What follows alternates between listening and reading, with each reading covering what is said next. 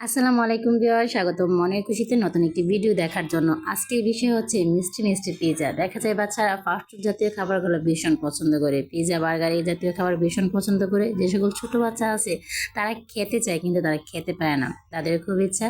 তাই আমার ছোট ছেলে পিৎজা খাওয়ার জন্য ভীষণ বায়না করছিল, যখন তৈরি করে দেওয়া হলো তখন আর সে খেতে পারছে না। তাই তার জন্য তৈরি করছি মিষ্টি মিষ্টি পিৎজা। এই মিষ্টি মিষ্টি স্বাস্থ্যকর পিৎজা তৈরি করার জন্য প্রথমে আমি এখানে একটা নান রুটি বানিয়ে নিয়েছি। তারপর দুধটাকে ঘন করে জাল দিয়ে উপরে দিয়ে কলাগুলোকে স্লাইস স্লাইস করে কেটে আর খেজুরগুলোকে ছোটো ছোটো করে কেটে উপরে সাজিয়ে দিয়েছি, আর উপরে হালকা চিনি দিয়ে দিয়েছি যেন কলার স্বাদটাকে ব্যালেন্স করতে পারে।